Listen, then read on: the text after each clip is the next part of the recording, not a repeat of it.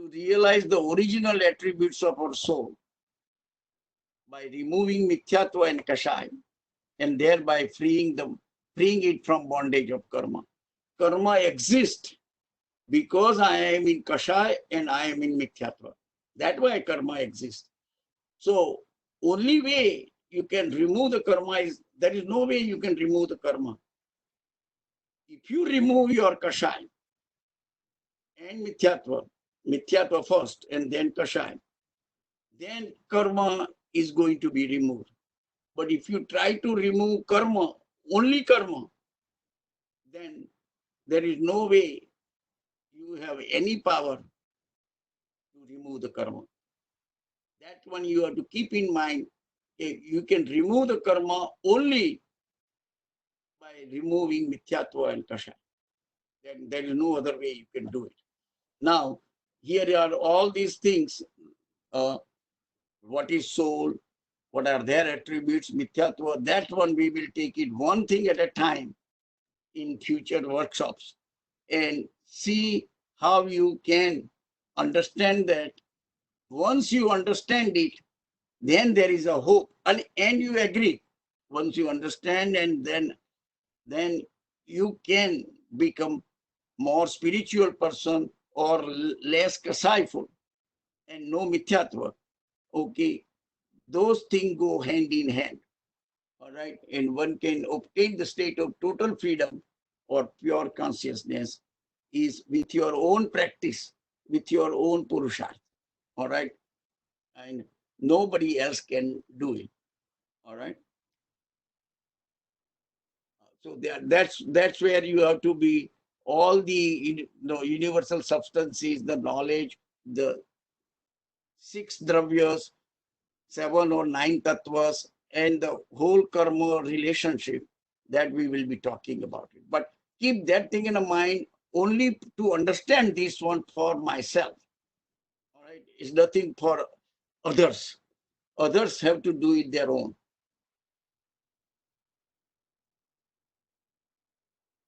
Now, here is the definition, absolute definition. The true nature of a substance is the religion of a substance. Okay, which is a great definition in a sense. Who am I? What are my qualities? My qualities means my soul quality. I am soul, so it's kind of a redundant language point of view. But just for explaining purpose, my soul, okay, what is the pure soul's quality?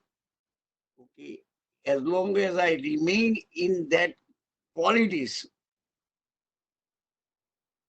I am practicing the religion. What is the quality of my soul?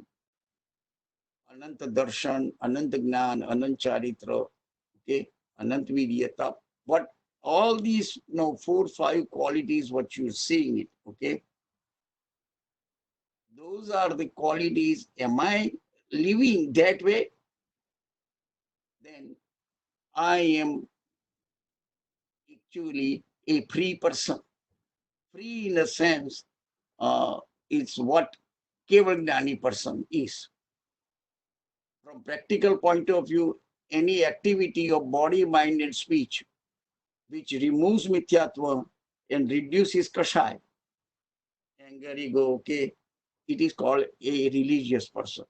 It is not what you are doing, it is how you are doing.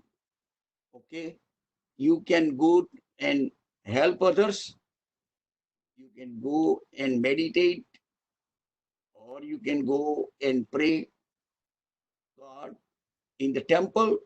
It doesn't matter. By doing that one, are you reducing your own anger or mithyatva? Then you are a religious person. It's not what you do. Last time I already talked a little bit about that in the example what I told about Atlanta when I was there and explaining this kind of the things. Okay, so I don't want to really elaborate more, but practical point of view is one thing, and absolute point of view, this is those things you have to keep in mind all the time. Okay, that it is not my action, it is my intention behind the action. That's what it matters. I am doing it to reduce my kashaya. Okay, it doesn't matter what I am doing.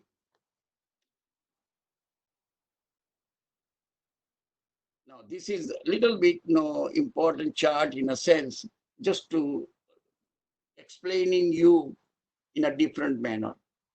Individual person has several personalities. Some people follow law and order.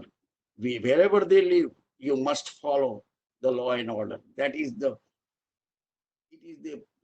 any spiritual person will follow law and order. There is no doubt about it. Whatever, you can protest the law, but you cannot violate the law. Okay, because you decided to live in the society. Once you decided to live in the society, then whatever the law and order of the society you need to follow. You can vow, you can protest it, that say, I'm not going to follow, tell the authority. And then whatever consequences, that's what you know, go through it. If the people don't follow law and order cheatingly, all right, they cannot become spiritual person or they cannot become a moral person. All right. So we are not going to talk about that people. If somebody is cheating, that's it. There is no hope. No, there is nothing we can do. Now, people who follow law and order, they become moral. They could be a moral or they could be immoral. Because some people are stretching the law all the way to the extreme. Yeah, but still I am following the law. Okay. Even though they know it, they are hurting significant number of people. Okay. But oh, it does not say it in the law.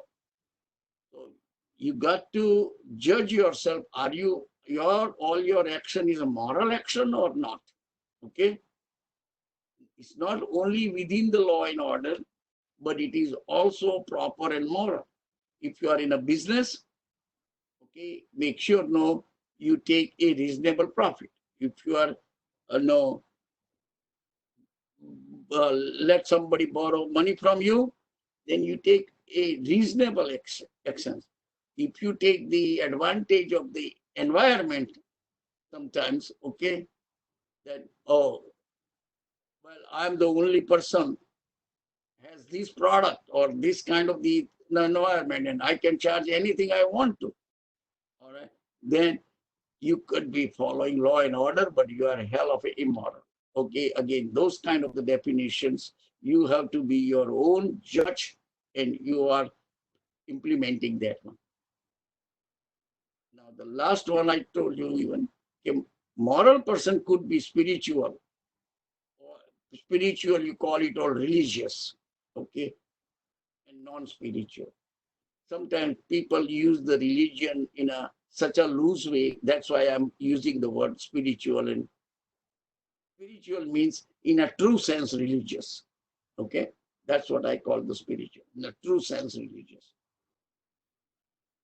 So if you notice it here, that the how does a moral person can become non-spiritual?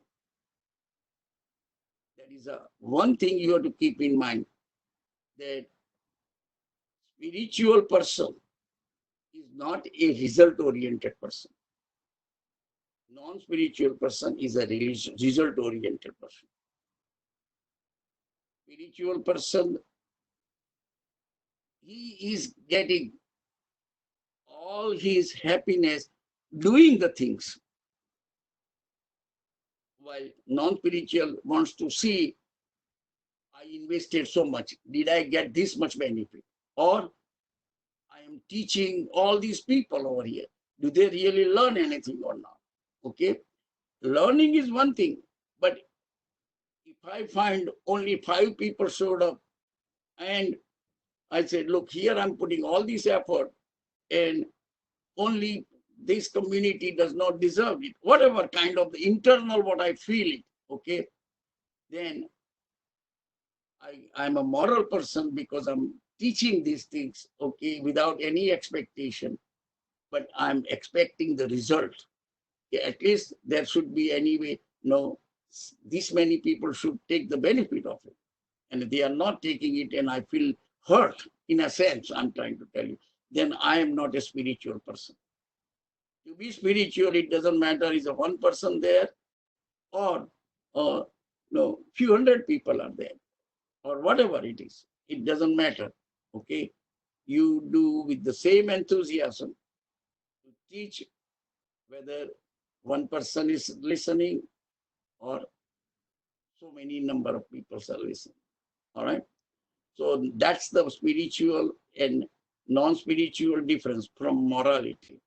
And ultimately, we want to drive ourselves into the spiritual way. All our life, after our minimum need is satisfied, okay, we make sure we become useful to, in this environment, even today's environment, okay, how we can help others, okay. And human being helping is the highest in a sense because they are the one close to liberation, okay. Keep certain things in the mind, and in practically we always we help the human first, then the animals we help, and then we go down and down. That's a practical way of practicing the religion, okay. uh, but if you are not going to put as much effort in vanaspati, okay, the reason as much as to for the panchendriya animals, right? The reason is that one sense, as a lay person, for my healthy survival, I have to consume. I have to consume green vegetables. Okay, otherwise I cannot survive. Similarly, no green vegetables or no any food I got to eat. I should eat minimum as possible, but make sure I'm still healthy, survive so I can meditate. If you do not have your body is in shape, you cannot do the meditation. And if you cannot do the meditation, you cannot progress spiritually. So these are all interrelated. Let me go further. If you have any question, no, stop me. Okay.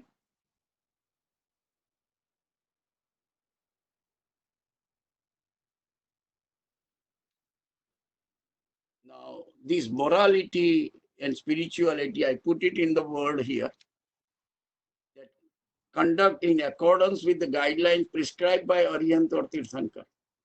Okay. Our conduct must accompany by compassion, friendship, love, sympathy, equanimity. Otherwise, it is merely mechanical action. We can do pratikraman, okay? But tomorrow I do the same error, same situation occurs, same error. Oh, I will do pratikraman and I'll ask for forgiveness. Then it is a mere mechanical action. You are satisfying yourself. It has no value. If you made a mistake, next time when this thing, same situation occurs, and if your intensity is reduced, then there is a hope. You understood and you are understanding the purpose of it, and your doing pratikama has meaning. Otherwise, it has no meaning. You just want to count, oh, I have to do in the morning puja, the evening pratikama, okay. I do this, and I completed my duties today. All right. That one has not helping at all. That will not ever help it. Okay. Do less, but whatever you do with proper understanding, with very proper, and not only with the proper understanding, but make sure next day your intensity of doing wrong is a lot less. Okay. Then all these things has a meaning, otherwise not. Okay, so from Nischaya point of view, means absolute point of view, there's a purity of soul by elimination of mithyatva and the reduction of kasha. See, these are the two things that will come again and again. That is that things reduce my eliminated my mithyatva and reduce my kasha.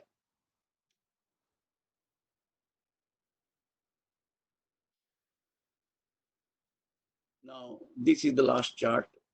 Okay, what you are going to see that whenever you read literature, religious literature, you got to understand is they don't include only the religious things.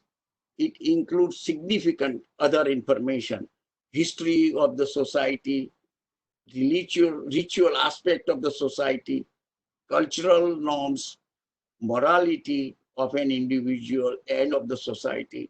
So when you read any kind of literature, okay, you've got all these things along with the religious principle, and you need to differentiate which one is what. Something, something what you will hear it that it's old time. This is the tradition. Don't consider old time tradition is a religious thing. Okay, religious thing is reducing your kasan. That's the key point I'm trying to bring it out. But you have to read because it is written. Oh, yeah, but they were doing like this. Why we are not doing it that way? It is not, you don't have to copy it. It's a tradition.